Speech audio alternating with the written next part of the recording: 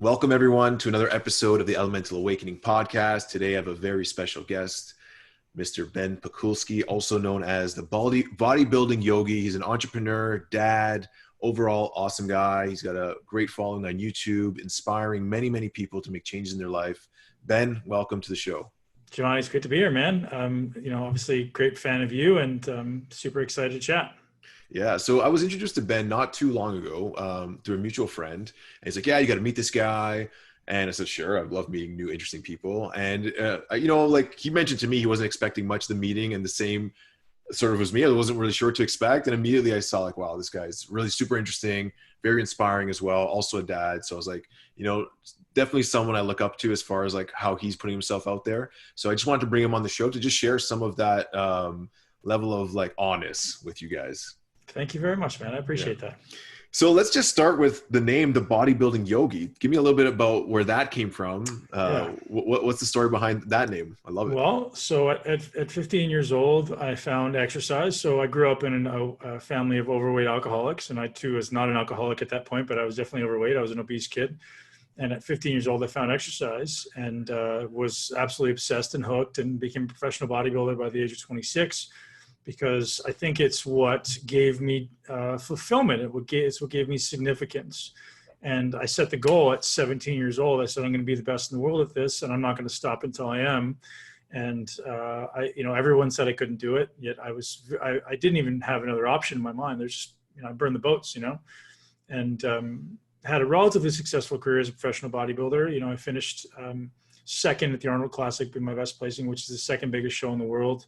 I did the Mr. Olympia contest twice, which is the biggest contest in the world. Didn't do extremely well at those contests, but, top 12 both times. So, to be top 12 in the world is pretty exceptional for a little kid from small town outside of Toronto or just outside of Toronto. So, and then again, point being, I set this goal at 17 to be Mr. Olympia because I thought that's what it would take to make me happy or fulfilled.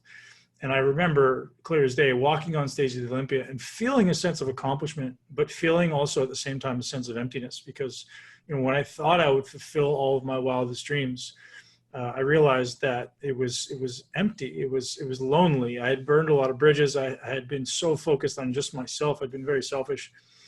So, that little moment. So a lot of things happened between 2012 and 13 for me, including my son being born in 2012, my daughter being born in 2013, and my first competition at the Mr. Olympia contest in 2012.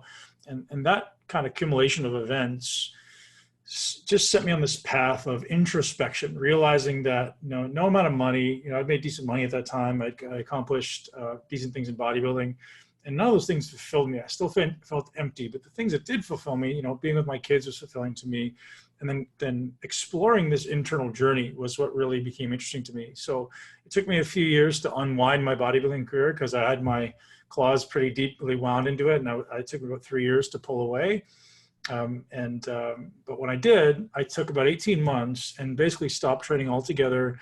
I don't say if I went quite vegan, but I was very low meat and spent a lot of time spiritually, right? It's a lot of time meditating, some medicine, some spiritual medicines, just some exploration. Cause I was just like, man, I accomplished what I thought would be fulfilling to me. I accomplished what I thought I wanted to do in my life, and it didn't do anything for me. It didn't make me even happy. So, I built a lot of traits along the way, became more confident. I built some character, certainly built discipline, but it still wasn't what I wanted to. So now I realize, the way I explained it is I went from shining the light on things outside of myself as being the focus to now shining the light inside of myself.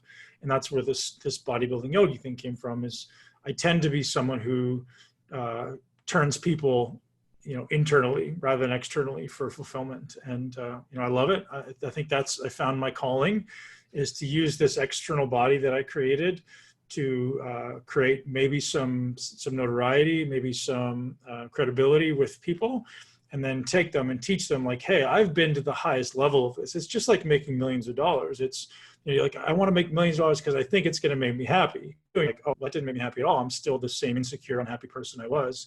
So I want everyone to realize that. And I'm not against the journey, but it's more about realizing the value is the journey, right? It's not the end destination. So how do you become somebody strong in the process? So just to sum up this one last statement is, don't set the goal to make $1 million for the money, set the goal for the person it makes of you to achieve it. And that's a quote from Jim Rohn, who you may or may not know, but Jim Rohn is an incredible, unfortunately passed away, brilliant man. And that's kind of what it is, man. So we're helping people, inspiring people to shine the light inside.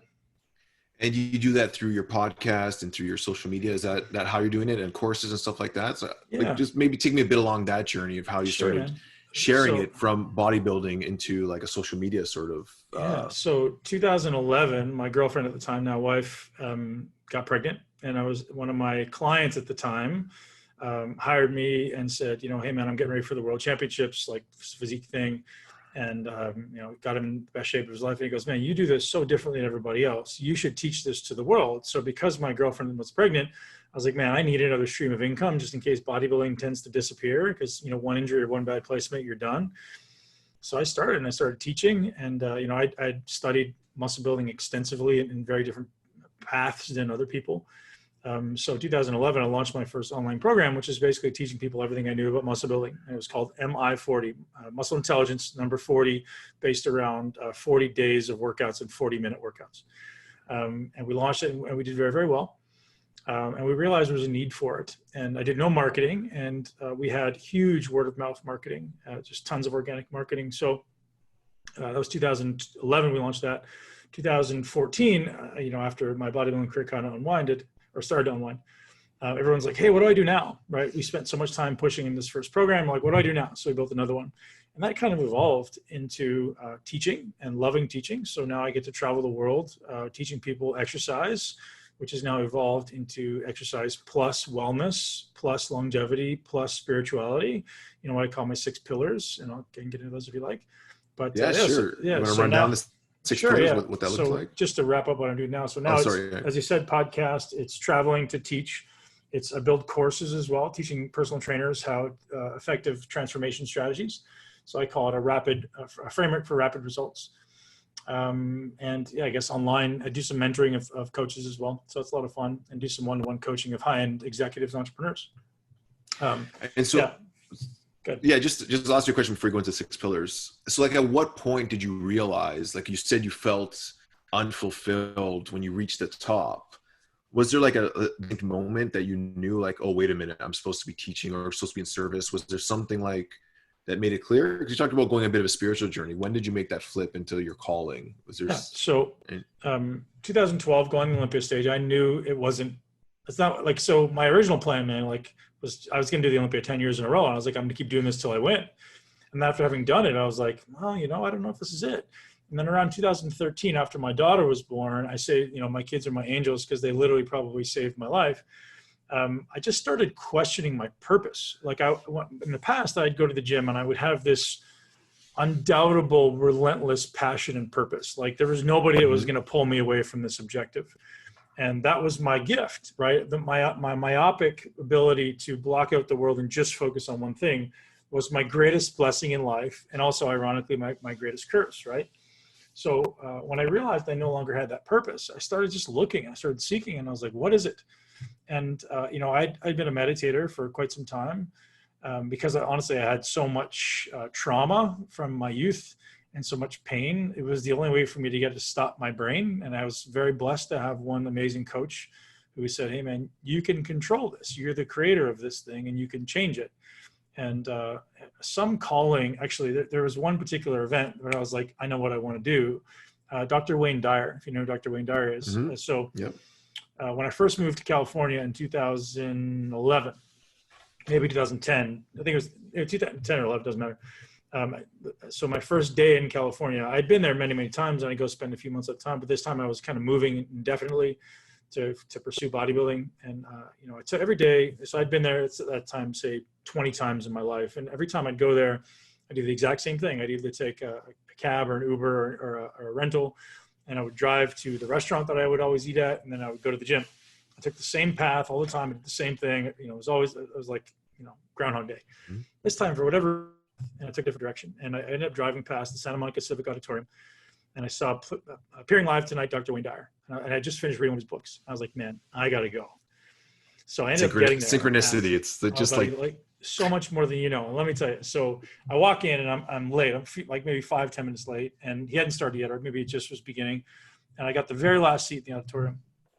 like back left corner. And I walk in, him and his daughter are singing this beautiful duet. And then they ended up walking around while they're singing and standing right beside me. And I could feel the connection between them. I had never felt the connection with any other human being in my life like that, including my parents, including anybody. This is pre-kids. And that was the first time in my life that I realized what true love was. Like, I'd never seen it before. I didn't know what it was. So I felt that. And at that moment, I was like, man, I want that between myself and my daughter. Unfortunately, Dr. Wayne Dyer has passed away, but I've been able to connect with his daughter, and her name is Sky. And I said, Sky, you know what? Like, you inspire me more than you know. You probably were a contributing factor in saving my life, because I was so focused on this destructive habit of bodybuilding. Although I did it in a healthy way, you know, it can't be constructive to walk around at 310 pounds. So I've been connected with her. I named my daughter after her because of that connection. And now my daughter is 7 years old, man. And we have the most incredible bond and the most incredible relationship. She's my life, and she knows it. And she's the most wonderful human being that I know, just an incredible heart. And I feel blessed to have her in my life. So it's been a big shift since I first got to meet Dr. Wayne Dyer, and he kind of set me on the path of this journey.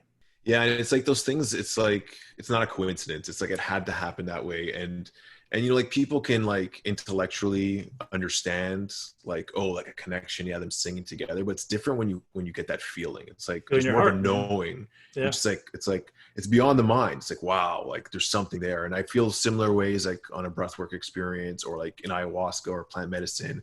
It's way beyond the mind, because the mind tries to analyze and figure out, like, logically, yeah, that makes sense. Or you can read the scripture of any philosophy. It's like, oh, that makes a lot of sense. Right. But then you have an experience, and it's like, okay, like now it's very clear. There's no. I stopped trying to think, man. Like, I've got to the point now where, you know, I just stopped trying to think, and I try to just experience. I try to feel, right? Your body's telling you everything you need to know. And I think a lot of people don't get to experience that in their life. And again, I don't claim to be some advanced spiritual person yet, but certainly on my journey.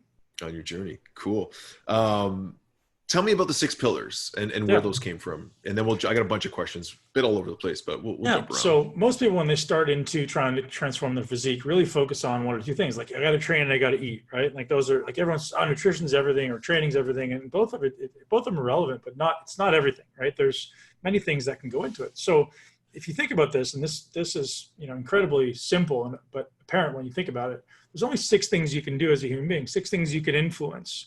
So I can influence how I move, how I eat, how I think, how I breathe, how I sleep. That's 5. And the 6th one is the environment in which you do them all. That's all you can influence. So those are my 6 pillars. So I'm like, okay, how do I, and again, so it's kind of an extrapolation of that. So it's training and nutrition and stress management, which is kind of breath, and mindset mastery and sleep and the environment. So those are my 6 pillars. I'm like, okay, so which one of these is your limitation right now? So if I'm trying to change somebody's physique, hey, training may be one that we should go after. That's great, but maybe it's not. Maybe it's stress management. Maybe it's mindset. Maybe it's your environment. All of those things are massive influences on your internal state, right? And people don't realize that your internal state expresses as an external reality. So my internal state creates the body on the outside. So if I'm healthy and vibrant on the inside, I'm going to be healthy and vibrant on the outside.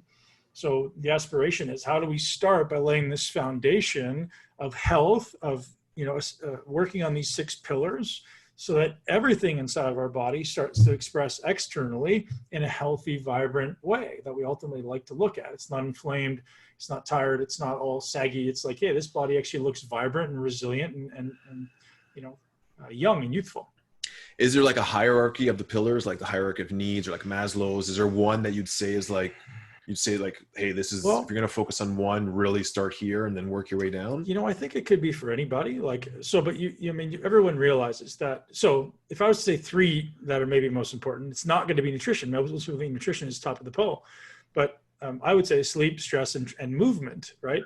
Because, you know, the human mind has evolved because of complex movement. Like, that's why we have the brain that we do. And it's something as simple as the way my face moves, the way my jaw moves, and speaking and breathing, all that are orchestrated by the brain. So movement's a big piece, but, you know, stress management and sleep, because, you know, what I'll often say to people, the example I use is, you can eat a chicken breast and broccoli, and I can eat a chicken breast and broccoli. You're in a really calm parasympathetic state. I'm really anxious and stressed. Those are doing completely different things when they enter our bodies. We're eating the same thing on the outside, but on the inside, it's a completely different result. So it's not just about nutrition, it's about what your body does with the nutrition that you eat, right? So I have to be conscious of, am I in a calm, relaxed state? Is my body willing and ready to take this food? Or am I trying to jam a bunch of food into a nervous system that's, fighting the lion? So you have to be hyper aware of that stuff. So again, I would put those really high up in the list. And again, obviously your environment's massive because people aren't aware of that either, but again, it could be any, to be honest. Could be any. Cool. You mentioned a little bit earlier, you went almost vegetarian for a year. Was there any specific reason you did that? Was it just trying it out? And what did you notice when you did that? I was trying to lose muscle, to be honest. And there's not many people on the planet who could say I'm intentionally trying to lose muscle. But I was 300 pounds lean, like I was 6% body fat. And I was like, okay, what is my best path to losing this? And so I think I went from about 310 to about 255 in about 18 months. Okay. So pretty big jump. Yeah, good amount of weight. So like 55 pounds in 18 months. And that was just, lots of walking, a lot of yoga, not a lot of training. I probably trained twice a week maybe, and relatively light, really just focusing on make sure my body was moving well. I think training is really, my belief is training is one of the best opportunities to improve mobility. Like people say, oh, you get tight from training. Not if you're doing it correctly. If you're doing it correctly, you actually improve mobility. So again, I kept it in a couple times a week just so I can maintain strong joints and strong bones and good mobility. I found it contributed well to yoga. That was it, man. That was my shift. And how much do you work out now? Is it working out still a very core part of your daily routine? It kind of pulls me back in, ironically. So obviously my business is teaching people muscle building. So people, what you don't want when you walk into a classroom people go, oh, what happened to you? So again, I try to maintain a lean, healthy, and muscular body. That's kind of my thing, is lean, healthy, muscular, right? I don't want to just be jacked and huge. I want to be lean. I want to be healthy. I want to be muscular. And my thing now that I'm doing, which is unique, is trying to do it in a sustainable way that I can do it. Not just hey, I want to get in shape once and be in shape. I want to do it in the most sustainable way possible. So it's high impact habits. But how much do I train now? Probably 3 to 4 days a week. It keeps pulling me back in, like I say. So I was 255, and while on my way down, I was the lightest I'd been in a long time. And this guy calls me up and he goes, hey man, I want you to train me for the Mr. Olympia contest. And amazing bodybuilder, one of the best in the world. And he goes, would you mind training me? And I was like, he goes, kind of asked nicely. And I was like, sure, let's do it. It's all it took, asking nicely. Well, yeah. So it took, well, sometimes, right? Yeah. And a guy had a good energy. So I was like, yeah, let's do it, man. So we did a 17-week contest prep. And the first 5 weeks, I went from 255 to 280, just by going, just from going training twice a week to training 5 times a week. My body just responded. So that kind of pulled me back in, and then I kind of always just kind of go, and man, I enjoy what I do now, because when I was training I was competing, my paradigm around exercise was that I had to do it, and I didn't necessarily enjoy it anymore. But now I love it, man. I love going in there and doing it because it's discipline, doing it because it's challenging, do it because it's intentionally curating obstacles. It's intentionally going after my weaknesses. And I believe for most people that don't meditate, this isn't maybe you as an example because you're such an avid meditator, but for people that don't meditate, if you're already exercising, exercise may be the greatest opportunity you have in a day to ultimately become mindful if you're doing it correctly. So the way I advocate exercise, it's a mindful approach to contracting muscles against resistance. It's not moving weights. It's not moving load. It's mindfully contracting muscle against load, right? So I'm in there with my eyes closed, contracting, connecting, feeling, trying to challenge muscles. I'm not just trying to do an exercise, right? I'm trying to connect with what's happening inside of my body, and that expresses as challenge. And then I can start exploring, well, what happens when it gets hard? What does your unconscious mind want to do when something starts to get difficult? Do you want to run away? Do you want to lean in? You can train that and how that applies in your life, right? So in life, if I'm sitting down to do work, or if I'm sitting to do something hard, well, I want to train my body to feel the discomfort and lean in, rather than, oh, that's a little uncomfortable, I'm going to back up. No, I want to lean in. So when I feel something that's difficult, I smile a little further. Let's explore this. So it's a curiosity-based thing. My brain is getting excited. It's like the slot machine going off because I'm not quite sure what's going to happen next. It's this anticipatory dopamine response I'm getting. All of a sudden, oh, this is really exciting. And now I love it. Whereas in the past, and most people, what they're doing is like, oh, this kind of sucks. It really hurts. I don't really like exercising. It kind of hurts my joint, hurts my muscles. Awesome. Maybe we can find one that doesn't do that and allows you to actually explore challenge, allows you to explore discipline, allows you to explore the things that maybe in the past you didn't really like all that much. It's interesting. Yeah, I love that. I love that. I just started working out again because I felt like that was one aspect of my life that I wasn't just pushing myself into discomfort. I'd go for a light jog here and there. And before I was very athletic, in my teens, I'd worked out, I played sports. And, this time around, it was like when I'd feel like my thighs burning because I'm like really pushing it, like, doing sprints or up the hill, I'll be like, yes, this is the feeling of growth rather than, oh, I should slow down. This is uncomfortable. I do a lot of breathwork training when I'm running or pushing myself. And it's the most uncomfortable thing, like building up your CO2 tolerance past that sort of threshold. It's like, oh, I need to like breathe. It's like, no, you're training yourself. You're pushing that level. So like lean into it. And what I want to ask you, your opinion on is like, what's the minimum effective dose to get like a sexy dad bod? So I'm not looking to be a Mr. Olympia, Sure. Just some muscular definition, like not feel guilty having a beer or two on the weekend. That's kind of what everyone wants, right? Yeah. So again, it has to be a dynamic thing for you, Gio. So here's the way I frame this for everybody. So there's three kind of training that you want, three types of training, three modules, I guess, that you want to incorporate. Strength and hypertrophy, so resistance training. Mobility and stability, which for me is yoga, and then something that's anaerobic or aerobic, right? So it could be running, it could be walking, it could be cycling, whatever. So you need to have all three of those, call them pillars. Now, the dynamic balance of how much of each is completely up to you. So for me right now, it's one day is going to be strength training. The next day is going to be yoga and endurance work. And I just alternate back and forth. And if I feel like, hey, I kind of want to do more of this one, maybe I have a goal in mind, like I want to climb Kilimanjaro or something. Okay, well, I'm going to lean away from the hypertrophy stuff. It's still going to be there, just a little less often. And we change the relative ratios.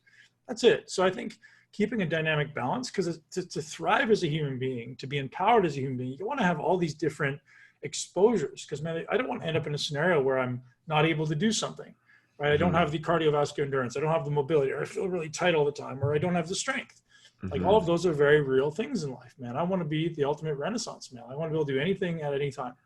And am I there yet? No, but I'm working on it. So would you say like from a duration perspective, because for me, it's like working out, I don't totally enjoy it, but I appreciate it.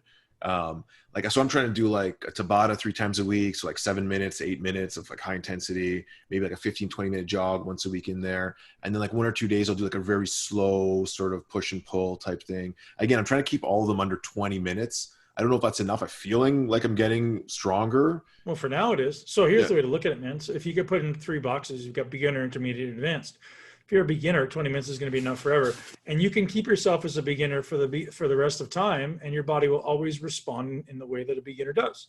If you start pushing the amount of work up, then your body becomes less adaptive to that small amount of stimulus. So you need more. And, so when I was a competitive bodybuilder, there was times when I would train 5 to 6 hours a day. And my body needed that to grow and respond and look the way I wanted to. Now I can get away with 40 to 60 minutes. Usually, like I'll do yoga for an hour. I'll do training for 40 to 60 minutes, 40 to 60 minutes, 3 times a week. And I feel great. I'm often getting stronger. My goal is being strong, not necessarily being big. So that's it, man. Again, it's completely dependent on you. So I got a few questions around that. I actually recently started listening to Dr. Zach Bush. I know you've had him on your show. Awesome. And I was listening to one on Paul Chek, and then I'm like, I want to listen to one of Ben's episodes before, we have this call, because I haven't really listened. I've only listened to a couple of your episodes, and it was from 2017, but it was the first one top of the list. Okay, like that's just a sign. Let me watch that. And there's a few very fascinating things you guys talked about. I haven't finished it yet. I'm about halfway through, but one of them was like longevity in bodybuilding, and some of the stats he talked about is like actually not living as long for like real bodybuilders. No doubt. And I guess what's your experience with that? What do you think? And, is it something that bodybuilders should be really concerned about? Like for me, I'm all about longevity, feeling good and living long. That's sort of what I'm going for. What are your thoughts on that, and what recommendations? And so, I talked to a lot of experts on this stuff. The longevity stuff is real. And so his explanation, as far as I remember, you're pushing mTOR pathway. You're also pushing growth factors like IGF, et cetera, which, can be predisposing to cancer and things like this. And ultimately aging, a lot of oxidant free radicals.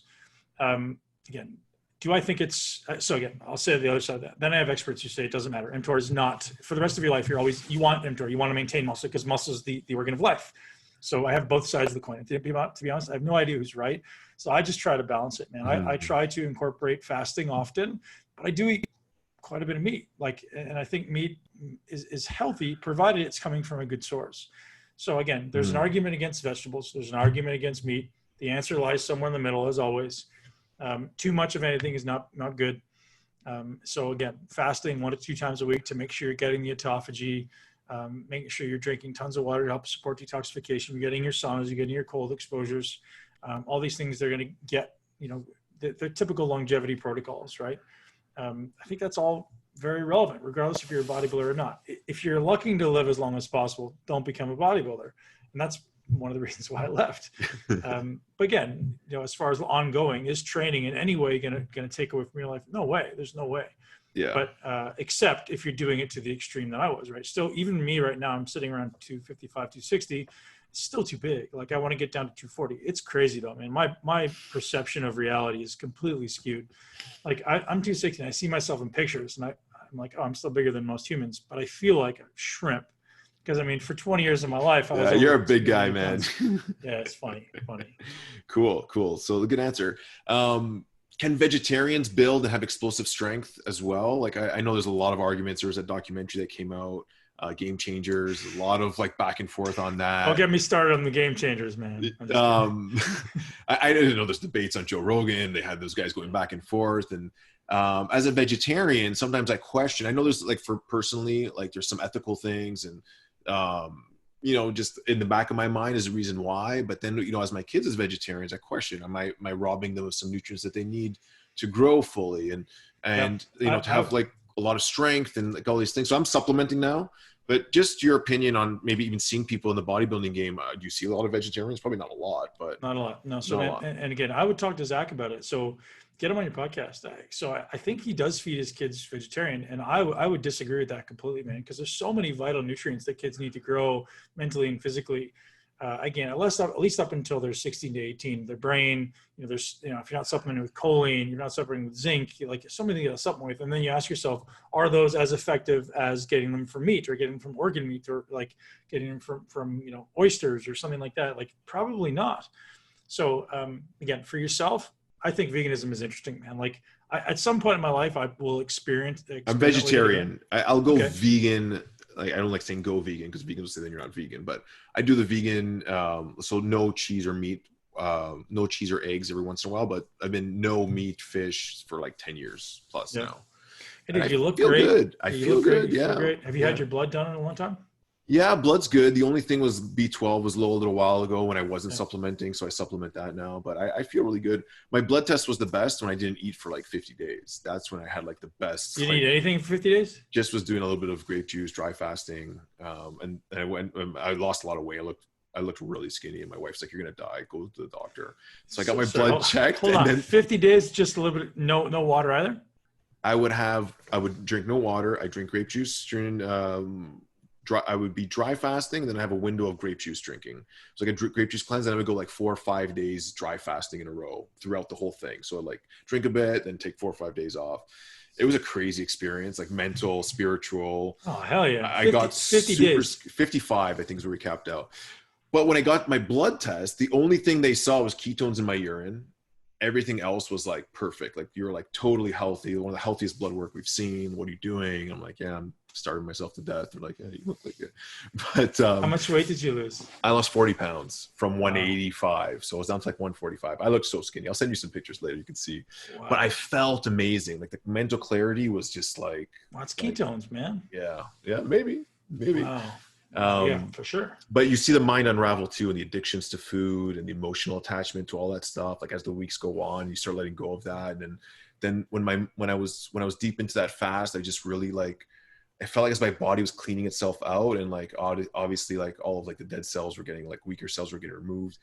Immediately I needed to organize my environment. So like all the drawers in my life were like organized, cleaned. Anything that wasn't necessary got thrown out. My computer files, I was like I would never clean my computer system, like just files everywhere. Cleaning it, my desktop was clean, and I just realized my whole environment now had to be clean because I was cleaning the inside, and it was just really, really interesting experience.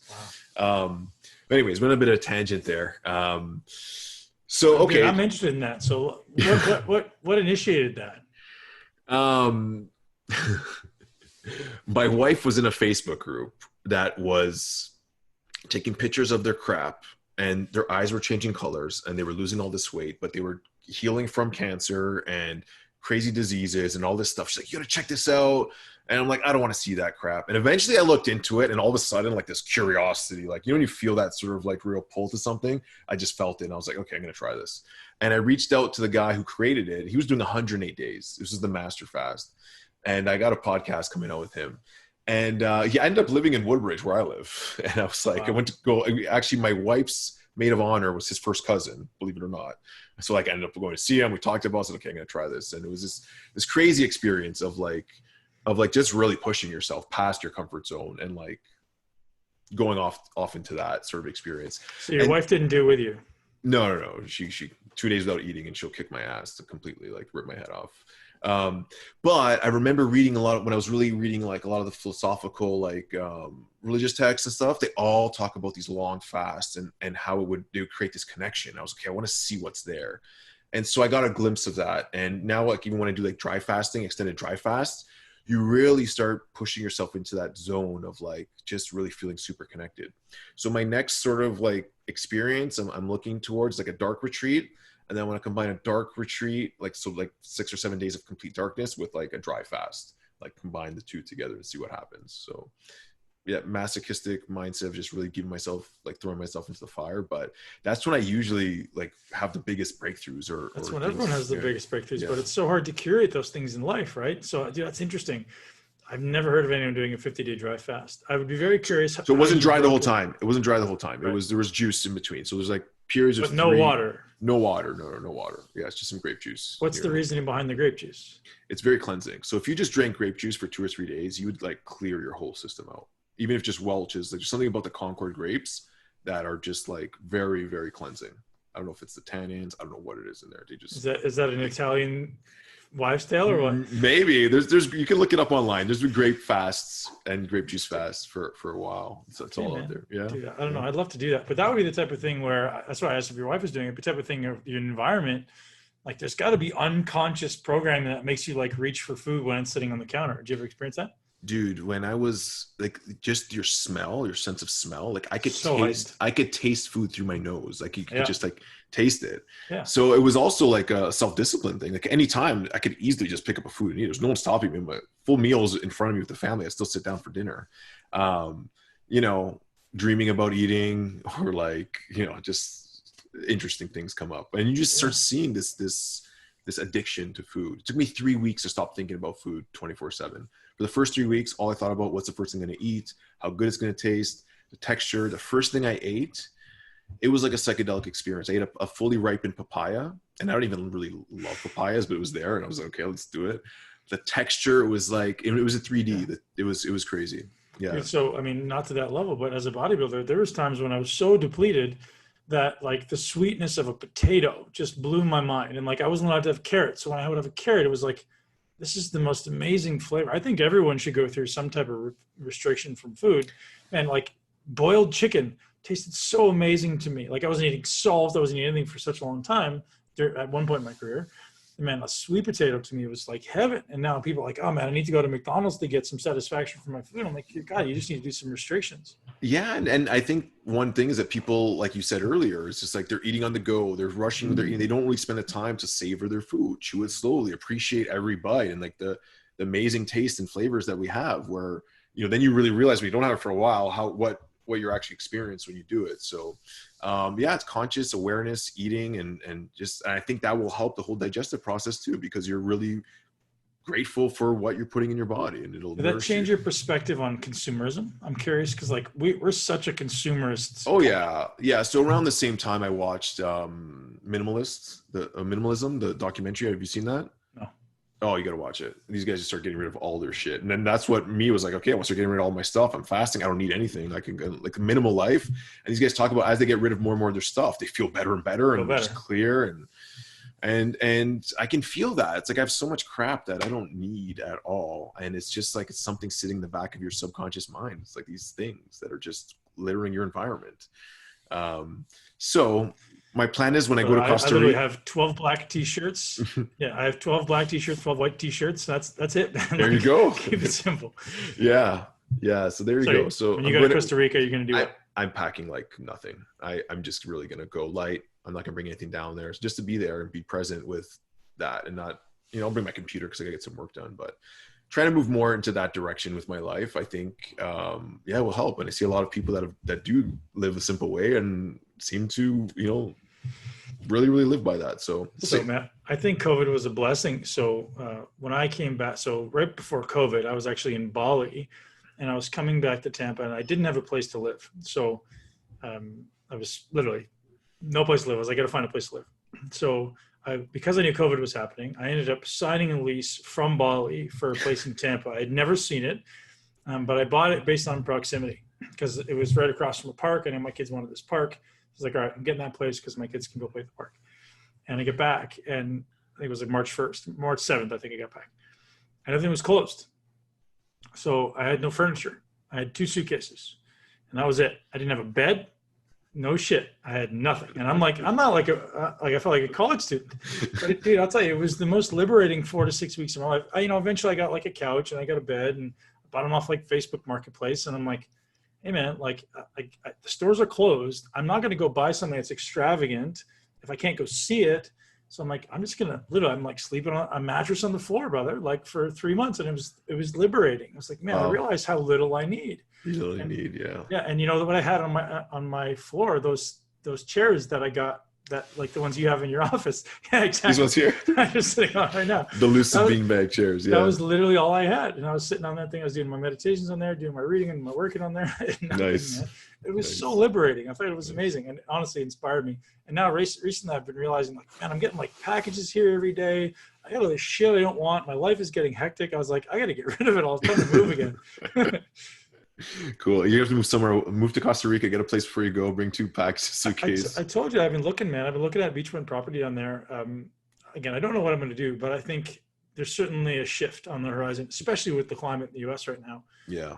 Man, like my kids are in Tampa because that's where their mother is. So it's, I don't know, I'm kind of stuck between a rock and a hard place, but yeah. I know we only got about 7 or 8 minutes left. There was a couple of questions I want to ask. I'm sure we can do another podcast in the future, but I want to talk to you about homeschooling, and you're homeschooling your kids. I think we should finish this. We might not even have enough time, but we'll dive a bit into it. Because I've been curious about that. We've been thinking about making a move to Costa Rica, or at least part-time.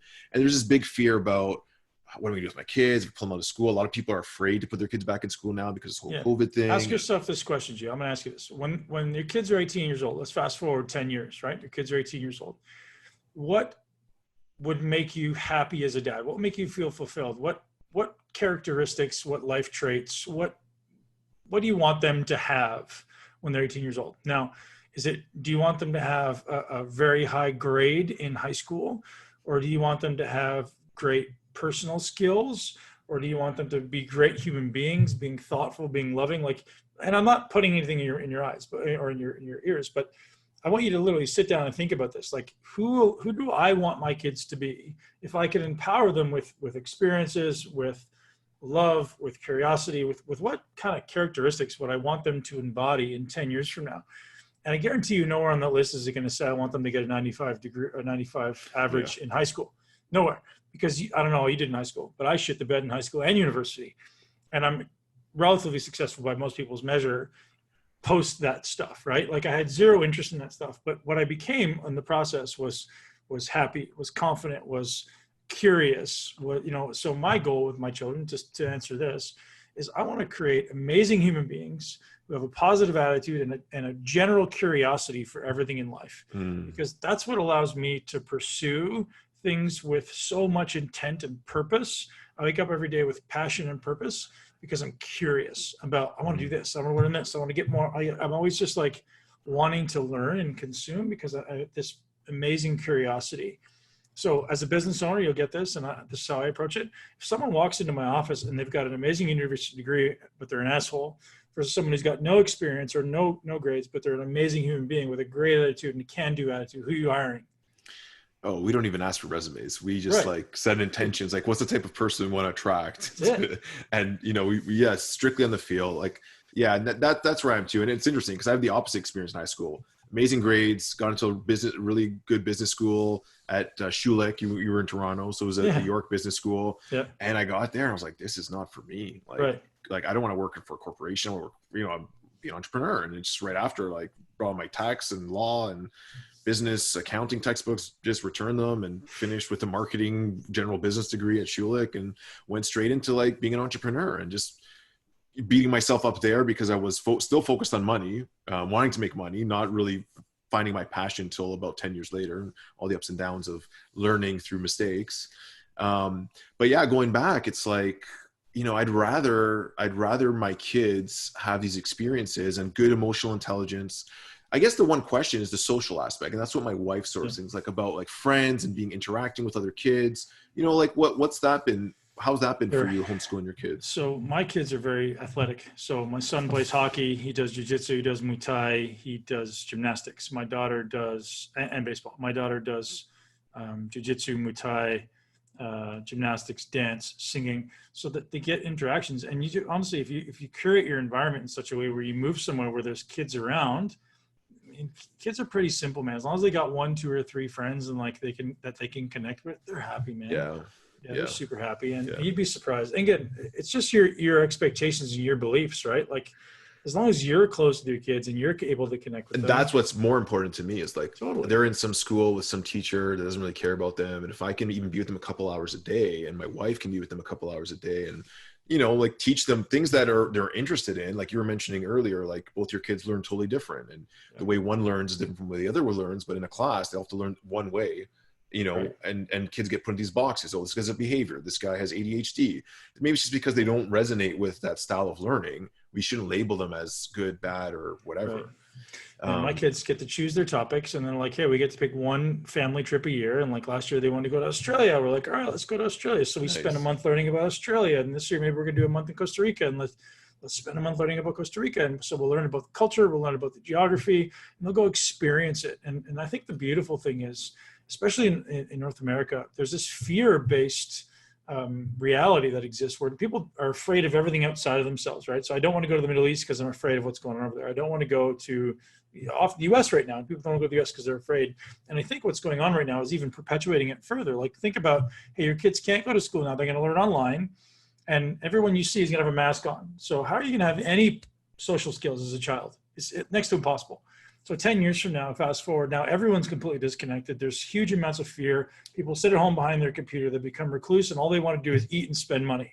It's driving the economy, but it's creating more disconnection amongst people, right? Mm-hmm. So again, hopefully people realize that that's a potential. Again, I'm not saying it's the reality, but it's potential of what could happen because of this. So we have to intentionally pay attention. Like, no, I want my kids to be social. I want them to engage. I want them to be loving, caring human beings who aren't afraid of going to places because they think that there's something, those people are different. Mm-hmm. Yes, they may be different, but they're still human beings just like you.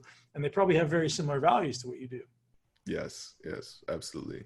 And I remember, and I'll just close on this, one time at a food show years back when I was really heavy in the food business, I met a guy from Costa Rica. He invented this thing called the Bripe. It's a brew pipe, or he makes espresso in the jungle. And it was interesting. And he starts telling me a story how he left California and moved his whole family down to Costa Rica in the jungle because he realized that his kids were just getting conditioned by this system to be, like mindless sort of robots. And he left a high-paying job. And I looked him up the other day because I'm going to go find him and thank him. And he looked me in the eyes and he goes, if your kids go through the school system and become robots, it's on you, because they have no choice right now. They're trusting in you. And this is up to you, and you're the only one who could save them. And me thinking about that, my wife is a teacher in the school system. I have all these businesses in Toronto that I can't leave. And I'm like, how am I ever going to get out of this? Fast forward like 5 years, we're going to Costa Rica for 6 weeks. I don't know what's going to happen, but we're almost there. So, dude, I'm going to take that clip. I'm going to blow up your face. I'm going to put it on social media. I'm going to drive ads to it. And I'm going to say, seriously, I'm going to say, if your kids go through this system, it's on you. I'm going to make that an ad on my Facebook. Oh my God. And I'm going to go thank him, because that was the reality check that I needed. And I'm going to get his name, and I'm going to try to get him on the podcast too. So I know you got to go. So quick, tell people where they can get a hold of you if they want to follow you, connect with you. If everyone likes podcasts, Muscle Intelligence Podcast is my podcast. And we don't talk just about muscle. It's everything to do with living your greatest life in a body that you love. And I think connecting with your body is an important piece of spirituality as well. And again, I don't necessarily perpetuate everyone like whatever works for you, turn it into a mindful endeavor and be the best that you can. Muscleintelligence.com is another place you can find me, and Instagram is just BPAK Fitness, BPAK Fitness. Awesome. Thank you guys so much for tuning into this podcast. Check out Ben. He's doing great work. Send him some love. Ben, thank you very much for your time. Appreciate you as a human being. Keep up the great work, and I hope to see you in Costa Rica very soon. Likewise, brother. I'm grateful to be here, and I will definitely see you in Costa Rica soon. Okay. Thanks. Peace.